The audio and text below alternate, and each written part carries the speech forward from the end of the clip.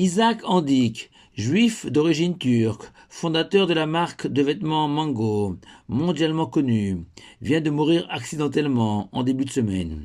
Pour la petite histoire, Isaac et son frère Nachman avaient commencé leur carrière en vendant à Barcelone des t-shirts brodés à la main, fabriqués en Turquie. Notre paracha, Vayetse, l'habit et le vêtement est au cœur de cette sidra, du début à la fin. En effet, c'est d'abord une cotonnette passim, une tunique confectionnée avec une fine laine, offerte par Yaakov, notre patriarche, à son fils préféré, Yosef, qui étudiait avec son père sans cesse, celui aussi qui était le fils de Rachel, son principal amour. Cette tunique en fine laine, qui va exacerber la jalousie de ses frères, qui finiront par le vendre en tant qu'esclave en Égypte, et qui justement arracheront cette tunique à Yosef peu avant de le vendre, et la tremperont dans le sang d'un chevreau pour tromper Yaakov et lui faire croire que Yosef a été la victime d'une bête féroce. Puis, au milieu de la paracha, à nouveau, c'est son vêtement que Yehuda, l'un des 12 fils de Yaakov, remettra en gage à sa belle-fille Tamar, qu'il n'avait pas reconnue et qu'il pensait être une femme quelconque. Un vêtement en guise de reconnaissance de sa dette envers Tamar pour les moments agréables passés ensemble. Cette fois-ci, le vêtement est appelé petil, littéralement le fil. Les fils des tzitziot, ces fils suspendus aux quatre coins du vêtement et qu'un juif porte tel un uniforme tout au long de la journée pour témoigner de son appartenance à l'armée divine. Ce même vêtement se peut-il que Yehuda aura l'extraordinaire courage de reconnaître et d'avouer qu'il est bien le propriétaire de ce peut-il, et par conséquent le père du futur bébé de Tamar, accusé d'adultère. Enfin, peu avant le terme de notre paracha, c'est à nouveau un vêtement que Yosef, harcelé par Zulecha, la si belle épouse de Potiphar, ministre de Pharaon, chez lequel Yosef travaillait et régentait sa maison. C'est donc un vêtement cette fois-ci, un beged, littéralement un habit, selon la Torah, que Yosef abandonnera dans les mains de Zulecha pour fuir ses avances, devenues trop pressantes.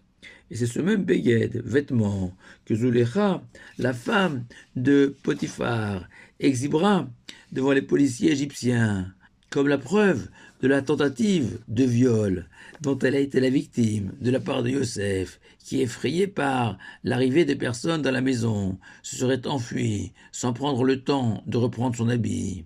Mensonge éhonté, et qui conduira Yosef à être jeté en prison, oublié de tous. Il est peut-être possible de démontrer que la Torah a choisi avec précision de désigner le vêtement tantôt comme une kétonnette, tantôt comme un pétil, tantôt comme un beged. En effet, au sujet de la kétonnette, la tunique offerte par Yaakov, le Talmud se montre sévère et accuse Yaakov d'avoir provoqué la vente de Yosef, puis l'exil des enfants d'Israël en Égypte, en favorisant Yosef. Erreur élémentaire de ne pas faire de distinction entre ses enfants, surtout pour un homme aussi sage que Yaakov, qui lui-même avait tant souffert de la jalousie de son frère jumeau Esav. À moins de se souvenir que la cotonnette était l'un des 4 habits que portaient les Kohanim, les prêtres au temple de Jérusalem.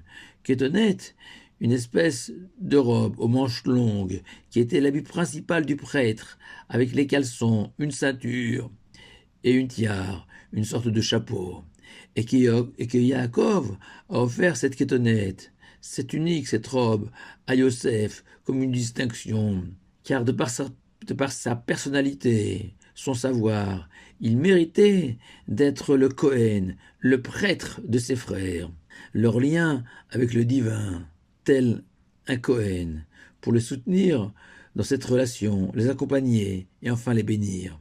Et que de la même manière que nous aimons tant nos Kohanim, et nous les honorons sans cesse pour tout ce qu'ils sont, ainsi les frères auraient dû comprendre ce que Yosef pouvait leur apporter, leur donner. Malheureusement, ils ne l'ont ni compris, et encore moins accepté.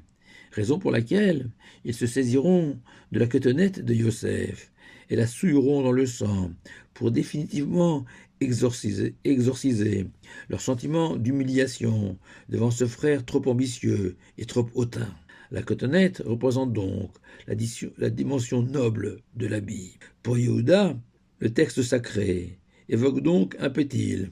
Ce terme qu'emploie la Torah pour les tzitziot, pétil techelet, les fils attachés aux quatre coins du vêtement, comme l'uniforme d'un juif, lui rappelant à chaque instant sa mission.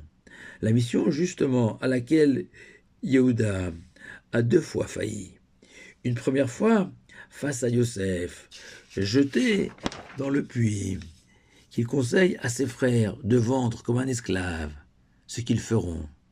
Mais plus tard, ces mêmes frères reprocheront à Yehuda, selon le Midrash, « Toi, Yehuda, tu es le seul responsable de cet acte odieux. De par ta stature, Yehuda, père de la royauté en Israël, tu nous aurais ordonné de le libérer. Nous t'aurions obéi. » Puis une deuxième fois, face à Tamar, sa belle-fille si remarquable de piété, il oublie volontairement sa promesse de lui donner en mariage son troisième fils, appelé Shelah. Tamar qui savait qu'elle était appelée à être l'ancêtre du Messie, en s'unissant avec un des enfants de Yehuda, et Mida Keneged Mida, et comme une sanction miroir, en voyant son propre tzitzit exhibé par Tamar, Yehuda se souviendra de sa mission sur terre, d'avoir le courage de reconnaître sa faute, même en public, même si ça touche à son honneur, sa fierté, sa dignité, à son être, tout simplement. Enfin, concernant l'épisode de Yosef, avec la femme de Potiphar, la Torah rend responsable de Yosef de la séduction qu'il a exercée sur Zolecha. En effet, le Midrash raconte que devenu l'intendant principal de ce ministre égyptien, Yosef a pris l'habitude de soigner son apparence, ses cheveux, très certainement ses habits aussi, le vêtement que l'on porte pour être élégant, par esthétisme. Or nous savons tous, comme le rappelle le roi Salomon, que la beauté n'est que mensonge si elle n'est pas associée avec la vérité, l'authenticité, et que la beauté, selon le judaïsme, doit servir d'écrin à la vérité. Dès lors, lorsque Yosef s'est paré d'un bel habit uniquement pour sa beauté, il s'est trompé, il a trahi, tel un homme qui offrirait un écrin vide à sa bien-aimée. Beged, un vêtement en hébreu, signifie littéralement une trahison. Et à nouveau, comme une punition miroir, la femme de Potiphar va à son tour trahir Yosef en montrant ce Beged au policier de Pharaon. Wikipédia, nouveau référent du savoir universel, révèle que c'est aux Philippines, en succombant au goût unique des mangues locales, que Isaac Andique, devenu milliardaire, aura l'idée de baptiser sa marque de vêtements Mango.